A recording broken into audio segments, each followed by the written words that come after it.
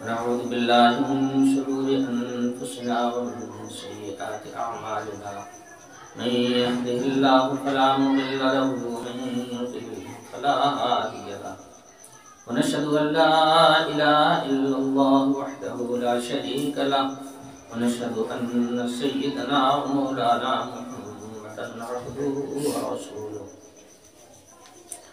أرسله الله إلى الناس كافة بشيرا ونذيرا وداعيا إلى الله بإذنه وسراجا منيرا أما بعد فأعوذ بالله من الشيطان الرجيم بسم الله الرحمن الرحيم وإن تجهر بالقول فإنه يعلم السر وأخفى الله لا إله إلا هو له الأسماء الحسنى وهل أتاك حديث موسى إذ رأى نارا فقال لأهلهم كثوا إني آنست نارا لعلي آتيكم منها بقبس أو أجد على النار هدى فلما أتاها نودي يا موسى إني أنا ربك فاخلع عليك إنك بالواد المقدس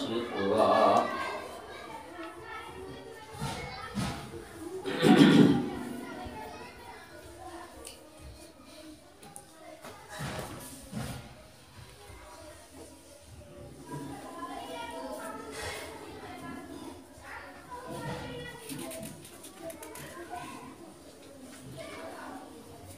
میں نے عرض کیا تھا کہ قرآن پاک کے نزول کے بعد سے جناب رسول اللہ صلی اللہ علیہ وسلم پوری رات قرآن پاک کی تلاوت نماز کے اندر کھڑے ہو کر کیا کرتے تھے، جس کی وجہ سے آپ کے اوپر کافی مشقت ہو رہی تھی۔ حق تعالی شان نے فرمایا کہ میں نے قرآن آپ کے اوپر آپ کو مشقت میں ڈالنے کے لیے نازل نہیں کیا ہے۔ قرآن پاک کی تلاوت اللہ کا ذکر ہے، چونکہ اللہ کا کلام ہے اس لیے اس کی تلاوت اللہ کا ذکر ہے۔ اللہ کا ذکر، اللہ سے دعا آدمی جو مانگتا ہے، کبھی تو زور زور سے مانگتا ہے اور کبھی چپکے چپکے زبان سے مانگتا ہے اور کبھی مانگتا ہے اپنے من میں۔ گویا یہ ظاہری الفاظ نہیں ہوتے، من کی آواز ہوتی، یہ تین صورتیں ہوتی۔ ان تینوں صورتوں کو اس آیت میں بیان فرمایا گیا اور ارشاد فرمایا کہ ان تین صورتوں میں سے جو صورت بھی اختیار کرو، اللہ کا ذکر کرنے میں اور دعائیں مانگنے میں، ان تینوں میں سے جو بھی شکل ہوگی اللہ ہر آواز کو سنتا ہے۔ زور سے کہو گے، پکار کے کہو گے، اسے بھی سنتا ہے۔ زور سے نہیں بولو گے، چپکے چپکے بولو گے زبان سے، مگر اتنا آہستہ بولو گے کہ بغل والا تمہاری آواز کو نہیں سن سکتا، اس آواز کو بھی اللہ سنتا ہے۔ اور اس کے بعد فرمایا کہ سب سے زیادہ پوشیدہ صورت یہ ہے کہ آدمی الفاظ بھی زبان پر نہیں لاتا۔ بھائی زور سے بولے گا، آہستہ بولے گا تو بولنا پایا جائے گا نا، بولتا ہی نہیں، اپنے من سے دعا کرتا ہے اور من کے جو الفاظ ہوتے ہیں وہ کوئی اس کو سن نہیں سکتا، اور حقیقت تو یہ ہے کہ وہ الفاظ ہوتے ہی نہیں۔ وہ تو نفس کا کلام ہوتا ہے، مگر اتنا پوشیدہ ہوتا ہے کہ دنیا میں اس کو کسی کو بھی اس کی خبر نہیں ہو سکتی کہ وہ اپنے من میں کیا کہہ رہا ہے، مگر حق تعالی شانہ اس کو بھی سنتے ہیں۔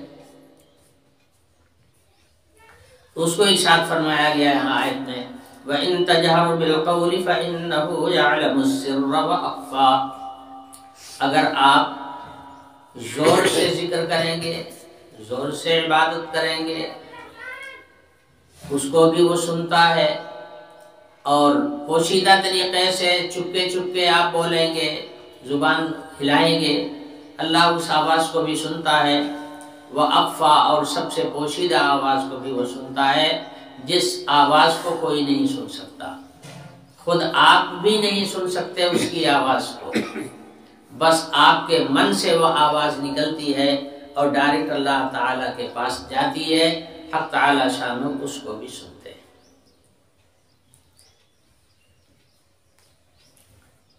ظاہر ہے کہ یہ سننے کی کامل درجے کی صفت ہے۔ حق تعالی شانہ کی جتنی صفات ہیں سب کامل مکمل ہیں، باقی اور مخلوقات کی جو صفات ہیں وہ ناقص ہیں، بغیر بولا ہوا لفظ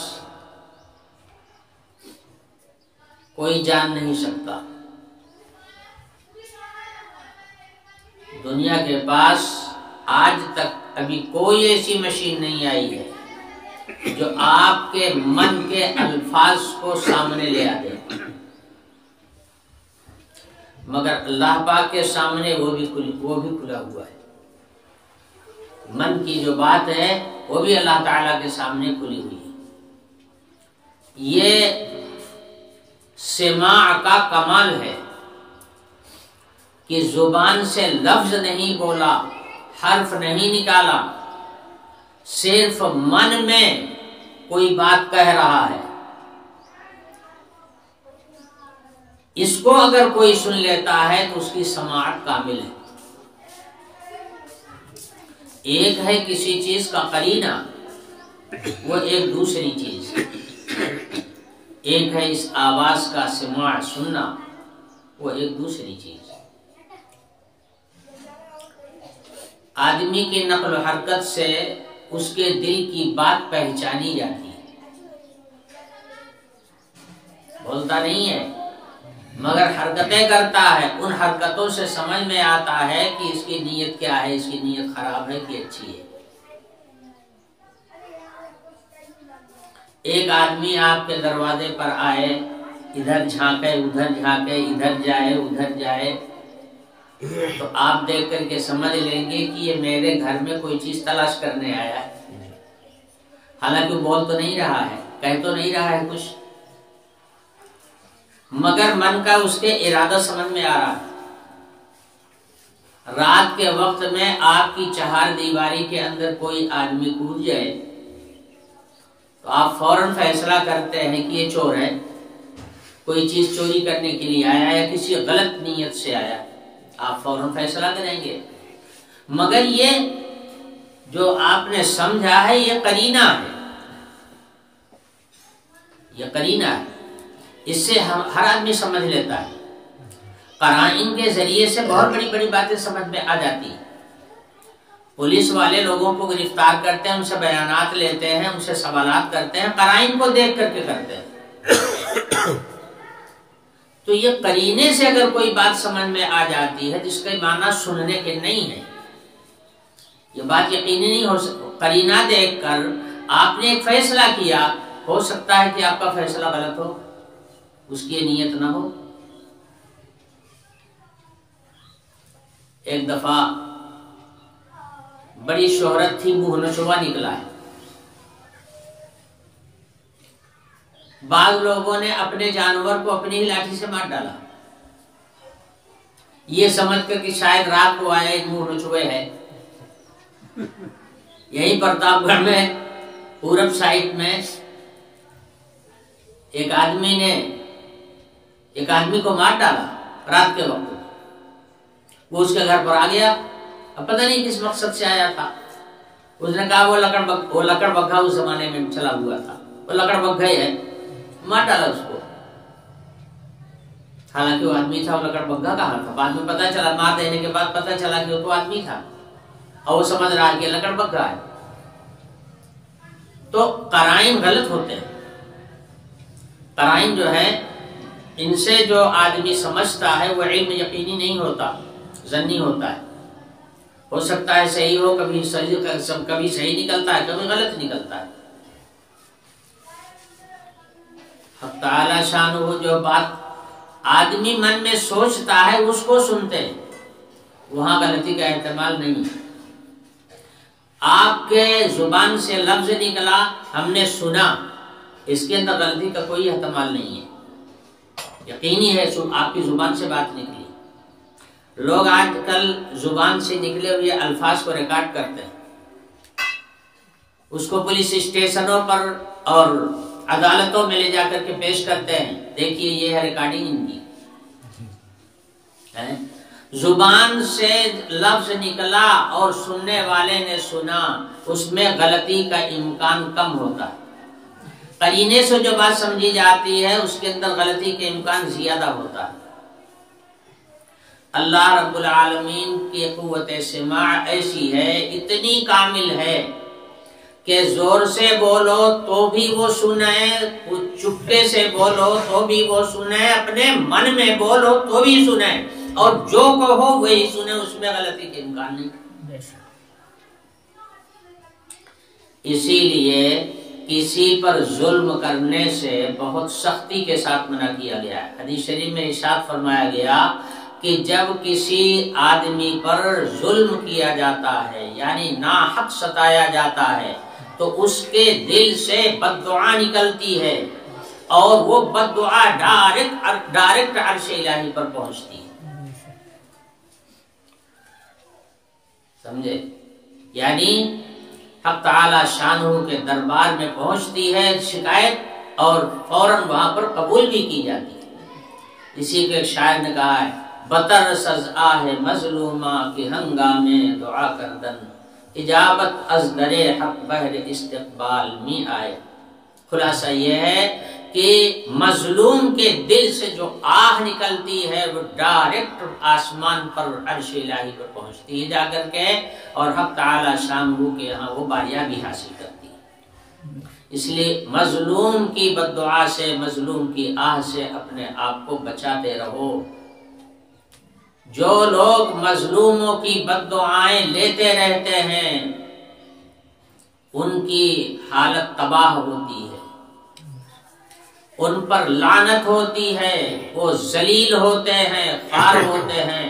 اور اللہ کی مشیت ہے اگر اللہ کو کوئی اور کام لینا ہے تو شاید رکھیں، اور ہو سکتا ہے کہ اس کو ہلاک بھی کر دیں.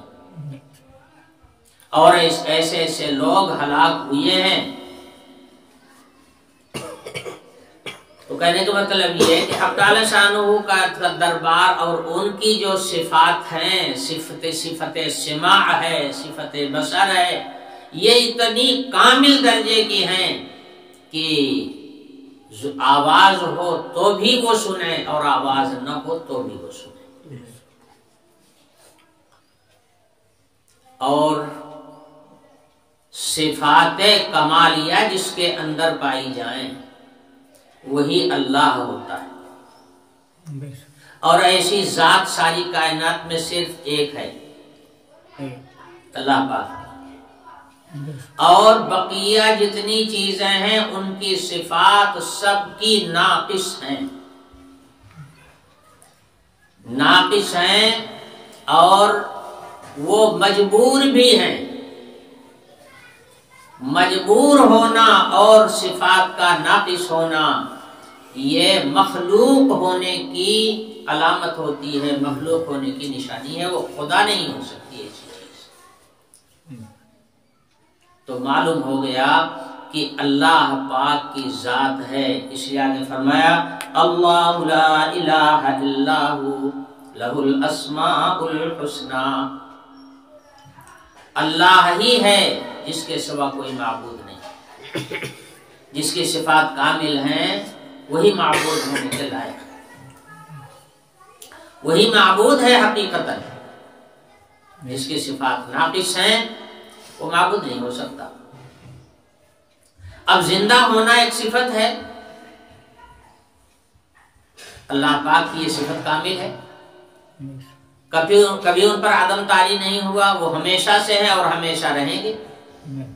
ان کے اس صفت حیات میں یعنی زندگی میں کوئی کبھی تغیر نہیں ہوگا، کوئی رد و بدل نہیں ہوگا۔ اور باقی جو اشیاء ہیں وہ محتاج بھی ہیں، اور ان کی صفات جتنی ہیں سب ناقص بھی ہیں، ہمیشہ رہنے والی چیز نہیں۔ عدم سے وجود میں آئے اور وجود میں آنے کے بعد پھر عدم آگے کھڑا ہے۔ تغیرات روزانہ ہو رہے ہیں، اور تغیرات جو ہیں یہی اس کے مخلوق ہونے کی دلیل ہوتے ہیں۔ تغیرات کہ جو چیز تغیر پذیر ہوتی ہے وہ قدیم نہیں ہو سکتی، وہ حادث ہوتی ہے۔ کائنات میں جتنی چیزیں ہیں سب تغیر پذیر ہیں، اس لیے سب حادث ہیں۔ اور حق تعالی شان پر کوئی تغیر کسی چیز کا نہیں ہوتا، اس لیے وہ قدیم ہے، حادث نہیں ہے، قدیم۔ تو فرمایا گیا اللہ لا الہ الا ہو، اللہ ہی وہ ہے جس کے سوا کوئی معبود نہیں۔ بتایا یہ گیا کہ معبود حقیقی صرف اللہ پاک کی ذات ہے۔ لہ الاسماء الحسنی، اور اس کے بہت سارے اچھے اچھے نام ہیں۔ حق تعالی شانہ کے اسماء حسنی کی تعداد حدیث شریف کے اندر 99 بتائی گئی، اور وہ نام گنائے گئے۔ حدیث شریف کے اندر تفصیل کے ساتھ ایک ایک نام ذکر کیا گیا ہے۔ اور بزرگوں کا تجربہ یہ ہے کہ اسماء حسنی پڑھنے کے بعد جو دعا مانگی جاتی ہے حق تعالی شانہ کی بارگاہ میں مقبول ہوتی ہے۔ یہ اسماء حسنی، یہ قاعدہ وغیرہ، قاعدہ سپارہ وغیرہ کے بھی اخیر میں لکھے ہوئے ہیں۔ حالانکہ بہت بڑی چیز ہے، قاعدہ سپارہ پڑھنے والا کیا جانے گا اس کی حقیقت کو، اور کیا جانے گا اس کے مقام اور مرتبے کو، لیکن لکھ دیا گیا ہے اسی لیے کہ ان کو اگر کوئی یاد کر لے اور دعا مانگے گا اس کے وسیلے سے تو حق تعالی شانہ سے امید ہے کہ اس کو ضرور قبول فرمائے گی، کہ سب انہی کی صفات۔ تو لہ الاسماء الحسنی، اس کے جتنے اچھے اچھے نام ہیں اسی کے ہیں سارے اچھے اچھے نام۔ یہاں تک تو نبی کریم صلی اللہ علیہ وسلم پر نزول وحی کا مقصد بیان فرمایا گیا، حق تعالی شانہ کی کچھ صفات بھی بیان کر دی گئیں۔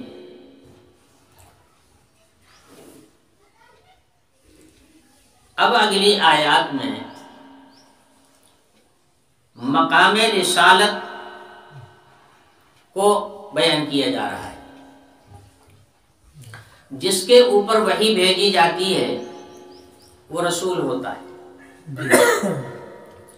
جتنے رسول دنیا میں آئے صاحب وحی تھے، یعنی آسمان سے کلام الہی ان کے اوپر اترتا تھا، وہی ہے رسول۔ حضور اکرم صلی اللہ علیہ وسلم کے اوپر وحی آئی اور آپ نے اس کے لیے مشقت برداشت کی۔ میں نے پہلے بھی بتایا تھا کہ حضور کے اوپر جس وقت وحی اترتی تھی تو حضور بالکل بے خود ہو جاتے تھے، ہر چیز سے یکسو ہو جاتے تھے، کان آنکھ سب بند، سر جھک جاتا تھا، بغل کی کوئی بھاری سے بھاری آواز بھی حضور کو سنائی نہیں دیتی تھی۔ ایسی کیفیت میں وحی نازل ہوتی تھی آپ کے قلب مبارک پر، اتنی دشواری ہوتی تھی کہ پسینہ چھوٹتا تھا سردیوں کے موسم میں۔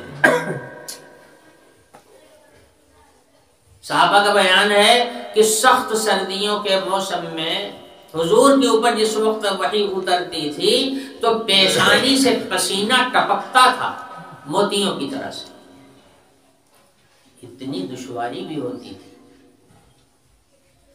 آسان نہیں ہے بار وحی کا برداشت کر لینا، وہ پیغمبر ہی کی ذات ایسی ہوتی ہے جس کے اندر اس کو برداشت کرنے کی صلاحیت ہوتی ہے۔ تو نزول وحی میں بھی مشقت اور اس وحی کی تعمیل میں بھی مشقت، وحی کے ذریعے سے جو احکام آئے ان احکام پر عمل بھی تو کرنا ہے۔ تو عمل جو ہوتا ہے، آدمی دنیا میں کوئی کام بھی کرتا ہے تو اس کا نقد فائدہ دیکھ کے کرتا ہے۔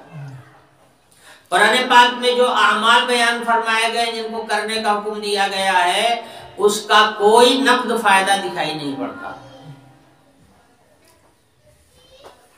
لوگ نماز کیوں نہیں پڑھتے؟ نماز اسی لیے نہیں پڑھتے، نماز پڑھیں گے تو کیا ملے گا؟ یہی سوال ہوتا ہے سب سے پہلے، نماز پڑھیں گے تو کیا ملے گا؟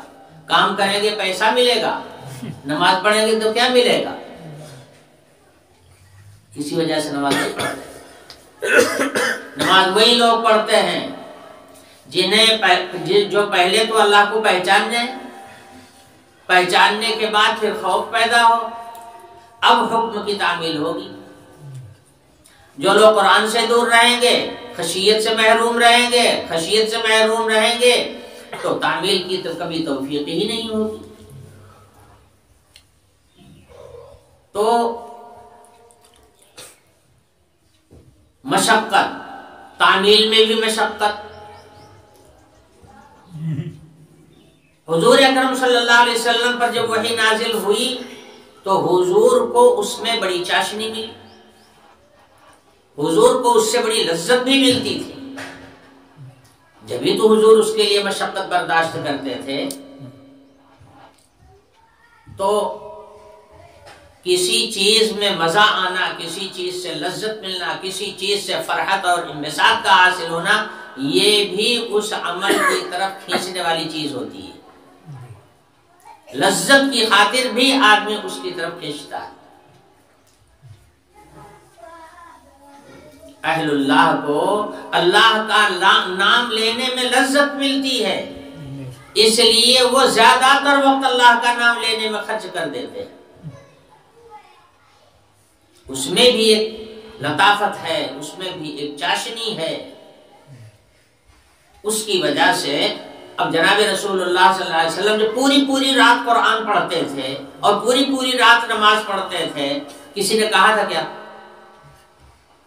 اللہ تعالیٰ نے بھی تو حکم نہیں دیا کہ پوری رات آپ عبادت کیجئے اور پوری رات کھڑے رہیے اور قرآن پڑھیے۔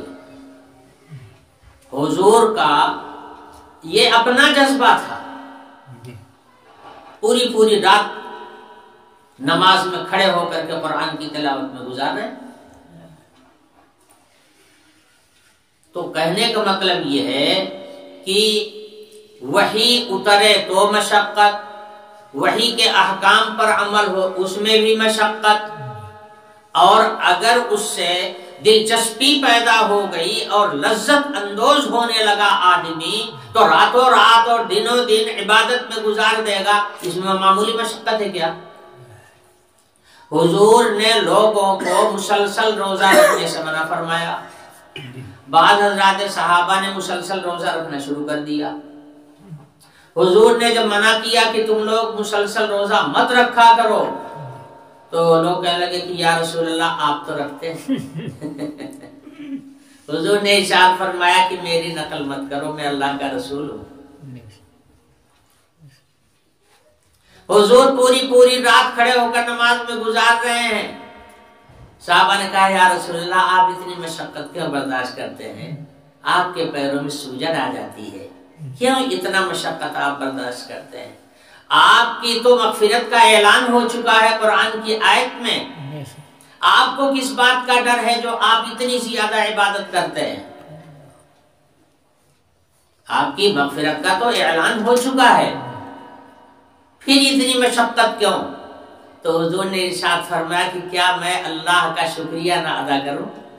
افلا اکون عبدا شکورا، جب اللہ پاک نے میرے اوپر اتنا بڑا انعام کیا کہ انہوں نے بخش دیا میرے اگلے پچھلے سب کو،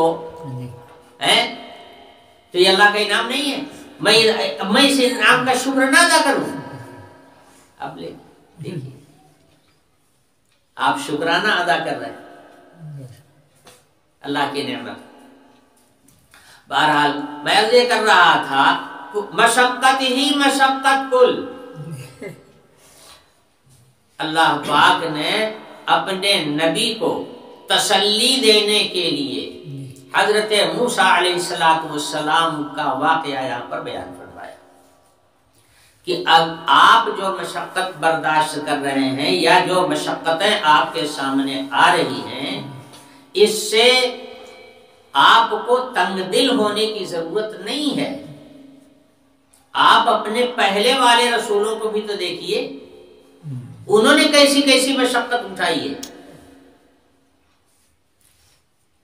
تو حضور اکرم صلی اللہ علیہ وسلم کے ثبات قدمی کی خاطر، آپ کی دل جمعی کی خاطر، دل کی تسلی کی خاطر اللہ پاک حضرت موسیٰ علیہ السلام کا واقعہ یہاں پر ذکر فرما ہے۔ ارشاد فرمایا وَهَلْ أَتَاكَ حَدِيثُ مُوسَىٰ، کیا موسیٰ علیہ السلام کی بات آپ کو ملی ہے، آپ تک پہنچا ہے ان کا واقعہ؟ اور حق تعالی شانہ یہاں پر حضرت موسیٰ علیہ السلام کا کافی تفصیلی تذکرہ فرمایا۔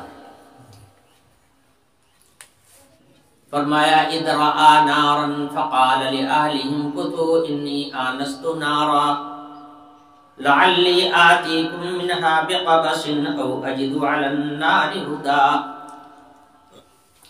اس وقت کو یاد کیجئے جب موسیٰ علیہ السلام نے آگ دیکھا تھا اور اپنی گھر والی کو کہا کہ آپ یہیں ٹھہرو، میں جاؤں آگ لے کے آؤں آپ کے لیے۔ یہ واقعہ کیا ہے؟ اس واقعے کی تفصیل یہ ہے کہ حضرت موسیٰ علیہ السلام کی گرفتاری کا وارنٹ جاری کر دیا تھا فرعون نے۔ تو حضرت موسیٰ علیہ السلام ہجرت کر گئے تھے، رہتے تھے دربار فرعون ہی میں، لیکن جب یہ صورتحال پیش آئی اور فرعون کو یہ یقین ہو گیا کہ یہ بچہ جس کی میں نے پرورش کیا تھا یہ اسرائیلی لڑکا ہے، اس نے وارنٹ گرفتاری جاری کیا۔ موسیٰ علیہ السلام حکم الہی سے یا بعض اللہ والوں کے مشورے سے دربار فرعون کو چھوڑ کر کے نکل گئے تھے۔ یہاں رہنے کے زمانے میں والدہ بھی تھیں، ان سے بھی ملاقات ہوتی رہتی تھی، بہن تھی اس سے بھی ملاقات ہوتی رہتی تھی، ابا کا تو انتقال ہی ہو چکا تھا، وہ تو تھے نہیں۔ تو یہ سب اپنے ہیں جن کو آدمی کبھی چھوڑ نہیں سکتا۔ یہی آپ کا کنبہ تھا، آپ اپنی اماں کو بھی پہچانتے تھے، اپنی بہن کو بھی پہچانتے تھے، اور وہ جو طبعی تعلق ہوتا ہے وہ سارا کا سارا موجود تھا۔ اس واقعے کی وجہ سے حضرت موسیٰ علیہ السلام کو ہجرت کرنا پڑا اور چھوڑ کر کے مصر کا سارا علاقہ چھوڑ کر کے مدین چلے گئے۔ مدین میں جا کر کے حضرت شعیب علیہ السلام کے یہاں انہوں نے وقت گزارا اور 10 سال کا وقت گزرا وہاں پر۔ 10 سال کا، 10 سال تھوڑا سا ہوتا ہے، لیکن جتنا وقت گزرتا جا رہا تھا اماں کی یاد بڑھتی جا رہی تھی، تو دل میں خیال پیدا ہوا کہ اب تو وہ مدت پوری ہو گئی ہے جس کا معاہدہ حضرت شعیب علیہ السلام سے ہوا تھا، اب میں چلوں کم سے کم اپنی اماں سے ملاقات کر لوں، اپنی بہن کو دیکھ لوں، ملاقات ہو جائے لوگوں سے۔ دل میں یہ جذبات اٹھا تو حضرت شعیب علیہ السلام سے انہوں نے اجازت مانگی۔ اب واقعہ تو حضرت کا بہت تفصیلی ہے، دوسرے مقامات پر بھی آئے گا، میں تو مختصراً اس کا ایک نقشہ آپ کے سامنے رکھ رہا ہوں، باقی اس میں بھی بڑی تفصیلات ہیں، یہاں ضرورت نہیں اس لیے نہیں بیان کرتا، جب ضرورت ہوگی وہاں بیان کروں گا۔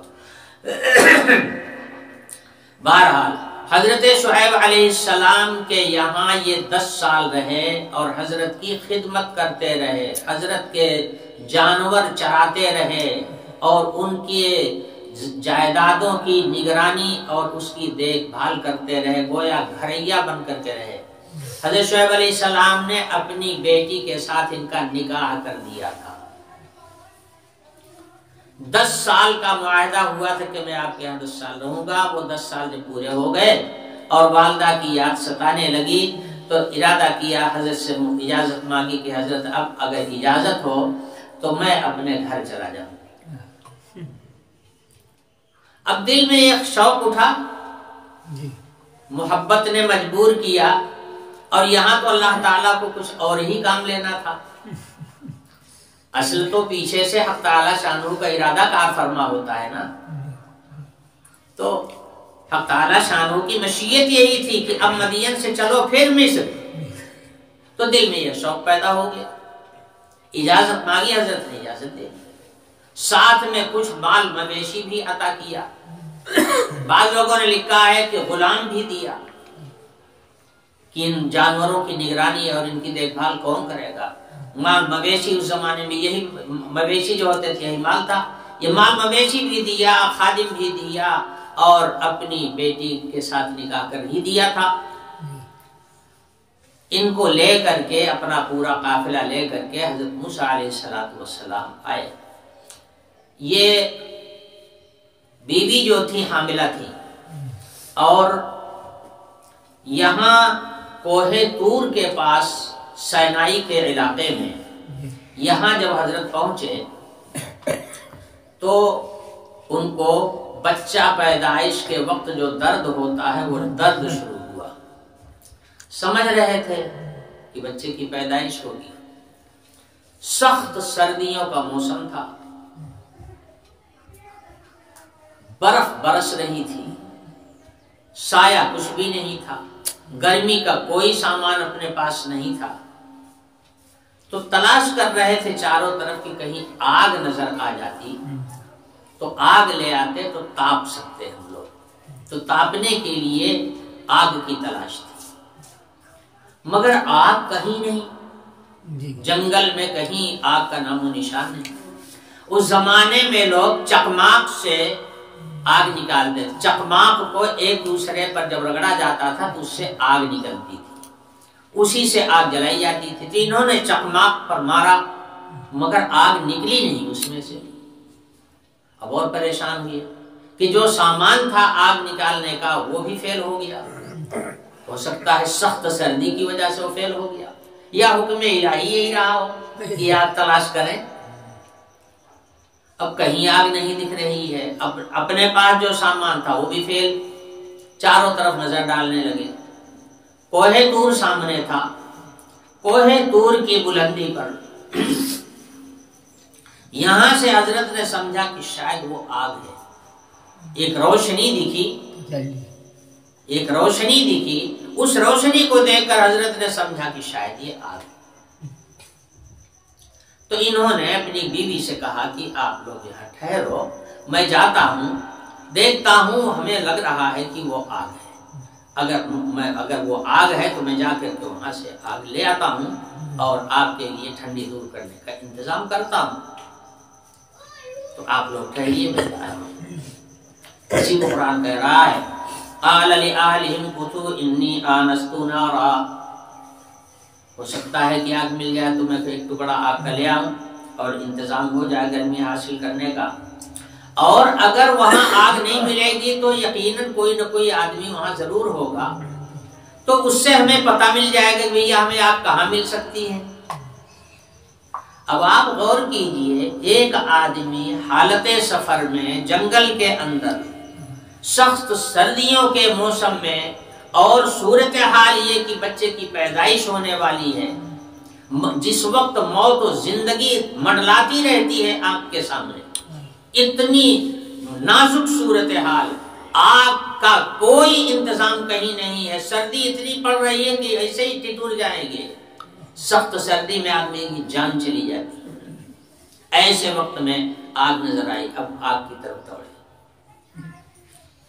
اب جب وہاں پہنچتے ہیں تو دیکھتے کیا ہے، کچھ قریب ہوئے جبھی نظر آیا کہ ایک ہرا بھرا درخت ہے اور بہت اونچا ہے، نیچے سے لے کے اوپر تک کل ہریالی ہی ہریالی اس کے اوپر ہے، یعنی اس کے پتے، اس کی شاخیں، اس کا پیڑ کل صرف ہرا ہی ہرا۔ لیکن تعجب خیز بات یہ ہے کہ اسی کے اوپر ایک روشنی ہو رہی ہے، اور دور سے معلوم ہو رہا ہے کہ آگ ہے، مگر یہ دیکھ کے تعجب ہوا کہ اگر یہ آگ اس پیڑ سے تعلق رکھتی تو پیڑ کو ہرا بھرا نہیں ہونا چاہیے، اس کو جل جانا چاہیے۔ پیڑ بھی اپنی جگہ پر ہرا بھرا اور آگ بھی اس کے آس پاس میں اسی طرح، نہ آگ متاثر ہو رہی ہے پیڑ سے، نہ پیڑ متاثر ہو رہا ہے آگ سے، اور ایک روشنی ہے جس کا سلسلہ زمین سے لے کے آسمان تک ہے۔ آگ کی تلاش میں وہاں پہنچے، جب اس کے قریب گئے تو قرب اس کا ہو ہی نہیں رہا، جتنا قریب ہوتے جا رہے ہیں اتنے دور میں وہ اتنے دور ہوتی جا رہی ہے۔ یہ تعجب خیز بات دیکھ کر کے حضرت موسیٰ علیہ السلام تھمک گئے، یہ کیا ماجرا ہے؟ یہ آگ ہے، اگر آگ ہے تو ہری بھری چیز کے اوپر آگ کا تو کوئی سوال ہی نہیں پیدا ہوتا ہے۔ ہری گھاس آپ آگ کے اوپر ڈال دیں آگ بجھ جائے گی، ہری لکڑی پر آگ رکھ دیں آگ بجھ جائے گی، سمجھے؟ اگر آگ زیادہ ہوگی تو اس ہری لکڑی کو جلا دے گی، اور اگر آگ کم ہوگی تو بجھ جائے گی۔ یعنی ہریالی اور آگ کے درمیان میں تضاد کا رشتہ ہے، یا یہ رہے گا یا وہ رہے گا۔ اور یہاں صورتحال یہ ہے کہ پیڑ پورا کا پورا ہرا بھرا ہے اور آگ اس کے اوپر جل رہی ہے۔ حضرت موسیٰ علیہ السلام حیران ہو گئے، قریب ہو رہے ہیں تو قرب بھی نہیں اس کا مل رہا ہے، آگ ہٹتی جا رہی۔ حضرت موسیٰ علیہ السلام کھڑے ہو گئے حیرت کے ساتھ، سوچنے لگے کہ یہ کیا چیز ہے۔ بس اتنی حیرانی میں سوچنا تھا، ٹھمکنا تھا کہ ادھر سے آواز آنے لگی، انی انا ربک فاخلع علیک یا موسیٰ انی انا ربک فاخلع علیک انک بالوادی المقدس طویٰ۔ موسیٰ تمہارا رب میں ہی ہوں، یہ جوتا جو پہنے ہوئی ہے وہ اتار دو، یہ مقدس وادی طویٰ ہے جہاں پر تمہیں پروردگار عالم کا دیدار حاصل ہو رہا ہے، یہ جوتا اتار دو۔ تفصیلات بعد میں بیان کروں گا۔ یہ ہے واقعہ، گئے تھے آگ لینے کے لیے، یہاں دوسرے نقشہ سامنے آ گیا۔ آگے مفسرین نے کچھ لکھا بھی نہیں کہ انہوں نے پھر کیا کہ اپنی بیوی کا کیا کیا، اس کا کوئی ذکر ہی نہیں ہے۔ گئے تھے آگ لینے کے لیے اور یہاں دوسرا سلسلہ شروع ہو گیا، نبوت اور وحی الہی کا سلسلہ شروع ہو گیا۔ یہاں کلیم اللہ کو کلام ربانی کا شرف حاصل ہونے لگا طور کے اوپر۔ اسی کو ایک شاعر نے کہا ہے کہ خدا کی دین کا موسیٰ سے پوچھئے احوال، خدا کی دین کا موسیٰ سے پوچھئے احوال، آگ لینے کو جائیں پیغمبری مل جائے۔ یہ ہے واقعہ۔ تو فرمایا اذ رأى نارا، جب انہوں نے آگ کو دیکھا، کہا اپنے گھر والوں سے آپ ٹھہریے۔ یہاں پر مفسرین نے لکھا ہے کہ حضرت موسیٰ علیہ السلام نے اپنی بیوی کو اس طرح نہیں کہا ٹھہریے رک جا، اردو والے بھی بڑے باادب ہوں گے تو بھی کہیں گے تو رک. حضرت موسیٰ علیہ السلام بڑے احترام کے ساتھ کہہ رہے ہیں بیوی کو آپ یہاں رک جائیے میں جاتا ہوں. مفسرین نے لکھا ہے یہ احترام اور ادب جو حضرت موسیٰ علیہ السلام نے کیا ہے اپنی بیوی کا، اس لیے کہ وہ بیٹی کس کی تھی؟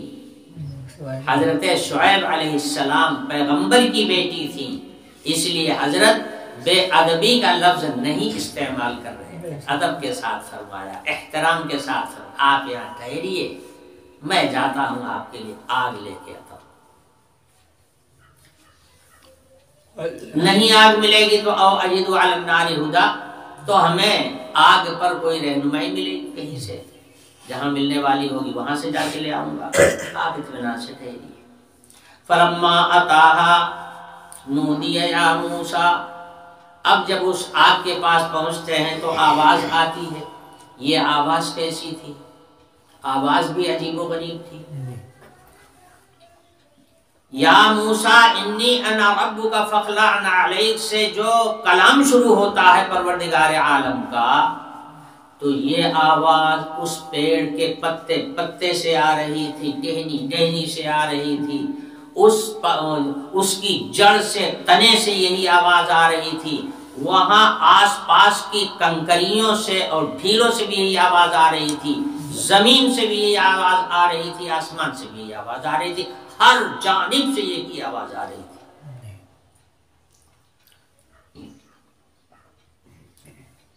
حضرت موسیٰ علیہ السلام حیران رہ گئے. تو موسیٰ علیہ السلام نے کہا کہ آپ کی آواز تو میں سن رہا ہوں مگر آپ کہاں سے بول رہے ہیں میں دیکھ نہیں رہا ہوں، اور آپ کس جگہ سے بول رہے ہیں وہ بھی سمجھ میں نہیں آ رہا ہے. ذرا سامنے تو آئیے، ذرا سامنے تو آئیے. تو آواز آئی یا موسیٰ انا فوقک و معک و امامک و خلفک و اقرب الیک من نفسک. موسیٰ میں تمہارے آگے بھی ہوں پیچھے بھی ہوں، تمہارے داہنے بھی ہوں بائیں بھی ہوں، ہر طرف تم میرے احاطے میں ہو، ہر چیز میرے احاطے میں ہے، ہر طرف تو میں ہی ہوں، تمہارے سامنے بھی میں ہی ہوں، تمہارے پیچھے بھی میں ہی ہوں، ہر طرف میں ہی میں ہوں. یہ جواب آیا. اب حضرت موسیٰ علیہ السلام ہما تن متوجہ ہو گئے وحی الہی کی جانب. تو ارشاد فرمایا جوتا اتار دو. فاخلع نعلیک، کیوں؟ انک بالواد المقدس طویٰ، یہ وادی مقدس طویٰ ہے جس پر تجلی ربانی کا ظہور ہو رہا ہے. ادب کا تقاضا یہ ہے کہ یہاں جوتا پہن کے نہ آیا جائے. جوتا آدمی پیر میں پہنتا ہے، چلنے کے وقت میں پہنتا ہے، نجاست وغیرہ سے بھی پہلا سابقہ جوتے کو ہی پڑتا ہے. کہیں نجاست وغیرہ گری ہوئی ہوگی تو جوتے میں لگے گی، آپ کا پیر بچ جائے گا. پیروں کی حفاظت بھی ہوتی رہتی ہے اور اس کے جوتے کے اندر نجاست کا خطرہ بھی ہوتا ہے. پھر اگر جوتا میں نجاست نہ بھی لگی ہوئی تو بھی جوتا پہن کر کے کہیں پر جانا یہ ادب کے بہرحال خلاف ہے. یہی وجہ ہے کہ کوئی آدمی جوتا پہن کے مسجد میں نہیں جاتا، جوتا پہن کے مقدس مقامات پہ نہیں جایا جاتا. ساری دنیا کا دستور یہی ہے کہ مقدس مقام پر جانے سے پہلے جوتا اتار دیا جاتا ہے. سمجھے؟ حضرت خواجہ اجمیری رحمۃ اللہ علیہ کے مزار پر حاضری کا اتفاق ہوا. ادب دیکھنا ہو تو وہاں جا کے دیکھیے کہ بزرگوں کا ادب کس طرح سے کیا جاتا ہے. میں نے دیکھا گیٹ کے باہر ہی کافی دور سے لوگ جوتا اتار لیتے ہیں، بہت دور سے. بعض لوگ تو اسٹیشن سے ہی جوتا اتار لیتے ہیں. آگے جو قدم رکھے ہیں تو تو جوتا پہن کے رہ جائیں۔ اور وہاں حضرت کے اس کے مزار بہت کافی بڑا ہے، بنا ہوا ہے، گیٹ لگا ہوا ہے۔ گیٹ پر جب پہنچتے ہیں تو بڑی ہی تواضع کے ساتھ سر جھکائے ہوئے آگے گزارتے ہیں۔ اور کون نہیں آتا وہاں؟ ہندو، مسلمان، سکھ، عیسائی، کون ہے جو وہاں نہیں آتا؟ آپ وہاں جا کر کے دیکھیں تو دنیا کا ہر طرح کا انسان وہاں آپ کو ملے گا، سب جاتے ہیں حضرت کے۔ سب اتنا احترام لے کے جاتے ہیں کہ جب حضرت کے مزار سے واپسی ہوتی ہے تو کوئی آدمی پیٹ کر کے نہیں آتا، الٹے قدم لوگ لوٹتے ہیں۔ جوتا پہن کے جانے کا وہاں کیا سوال؟ اسی لیے نماز پڑھنے کے وقت میں جوتا آپ کا چاہے ابھی نیا نیا آیا ہو، مگر کوئی آدمی جوتا پہن کے مسجد میں نہیں جاتا۔ اب یہ کتنی الٹی دلیل ہے کہ جوتا پہن کے نماز پڑھنا جائز ہے، اس لیے جوتا نیچے رکھ کر کے کھڑے ہو جاؤ، اوپر سے نماز پڑھ لو۔ کتنی الٹی بات ہے۔ میاں جوتا چاہے پیر میں پہنے رہو اور چاہے اس کو رکھ کے اس کے اوپر کھڑے ہو جاؤ، تو مصلی تو نہیں بن جائے گا، ہے تو جوتا ہی نا۔ میاں ادب بھی تو کوئی چیز ہے، یہ ادب کے خلاف ہے کہ اللہ کی بارگاہ میں آؤ اور جوتا پہن کے آؤ۔ ساری دنیا میں دستور یہی ہے کہ عبادت خداوندی کے وقت میں یا معبودان باطل والے جو ہیں وہ بھی وہاں جاتے ہیں، اپنے معبود باطل معبودوں کے یہاں جاتے ہیں، وہ بھی جوتا اتار کے جاتے ہیں۔ اور ہم نے اپنے بزرگوں کو دیکھا ہے کہ اپنے مشائخ کے یہاں جب جاتے ہیں تو جوتا اتار کے بغل میں لے لیتے ہیں۔ ایسے ایسے لوگوں کو میں نے دیکھا ہے۔ بہرحال مقدس مقامات پر جوتا پہن کے نہیں جایا جاتا، اور یہ دستور ساری دنیا کا ہے اور ہمیشہ رہا ہے۔ اور آیت میں آنے سے اس بات کا پتہ چل گیا کہ عند اللہ بھی یہی پسندیدہ طریقہ ہے کہ جوتا چاہے جتنا پاک صاف ہو مگر اس کو پہن کر کے مقدس مقامات میں داخلہ نہ کیا جائے۔ تو ارشاد فرمایا جوتا اتار، انک بالوادی المقدس طویٰ، تم وادی مقدس طویٰ میں اس وقت ہو جہاں پر تجلی ربانی کا ظہور ہو رہا ہے۔ یہی ہے آیات، اور اس کے بعد انشاءاللہ میں اگلی آیات کا بیان آئندہ کروں گا۔ وآخر دعوانا